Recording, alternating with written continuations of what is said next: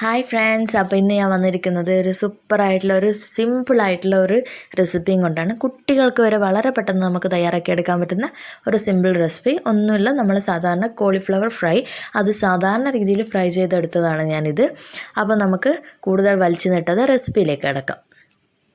അപ്പോൾ അതിന് വേണ്ടിയിട്ട് ഞാനിപ്പോൾ 200 ഗ്രാം കോളിഫ്ലവർ കുറച്ച് സമയം ചൂടുവെള്ളത്തിലിട്ടതിന് ശേഷം നന്നായിട്ട് കഴുകി വൃത്തിയാക്കി എടുത്തതാണ്.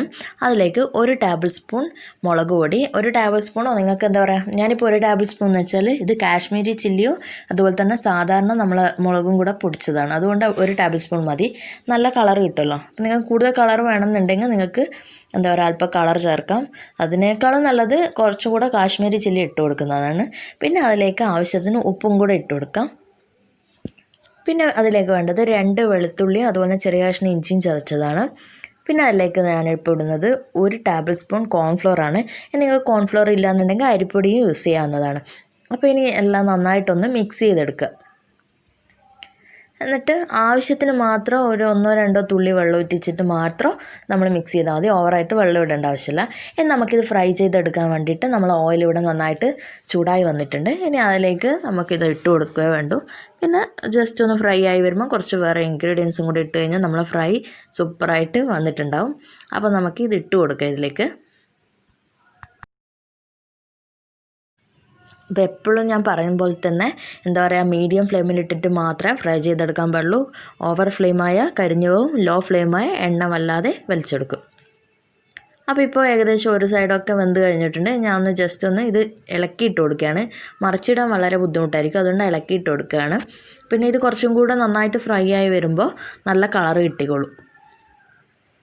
അപ്പോൾ ഇപ്പോൾ ഏകദേശം നന്നായിട്ട് ഫ്രൈ ആയി വരുന്നുണ്ട്. ഇനി നമുക്കിതിലേക്ക് കുറച്ച് പച്ചമുളക് ചീന്തിയിട്ട് കൊടുക്കുക.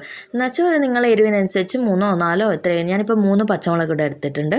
അപ്പോൾ അതിട്ട് കൊടുത്ത് ഇനി അതിലേക്ക് കുറച്ച് എന്താ പറയുക കറിവേപ്പിലയും കൂടെ ഇട്ട് കൊടുക്കുക. കോളിഫ്ലവറൊക്കെ അല്ലേ, എന്തെങ്കിലും വിഷാംശം എന്തെങ്കിലും ഉണ്ടെങ്കിൽ കറിവേപ്പില വലിച്ചെടുക്കുമല്ലോ.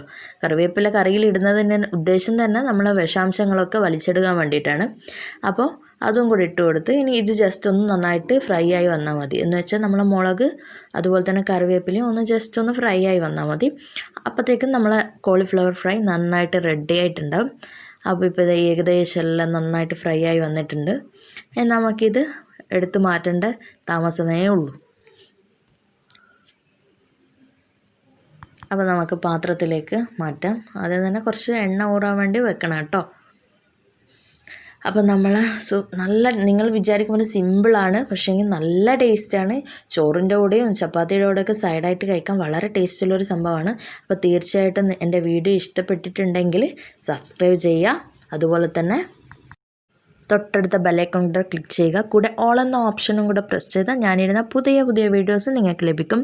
അപ്പോൾ നിങ്ങളിത് നിങ്ങളുടെ ഫ്രണ്ട്സിനും കൂട്ടുകാർക്കൊന്ന് ഷെയർ ചെയ്യാൻ മറക്കരുതേ. അപ്പോൾ പുതിയൊരു വീഡിയോ ഇട്ട് വരുന്നത് വരെ എല്ലാവർക്കും ബായ്. എല്ലാവരും സുഖമായിട്ടിരിക്കുക.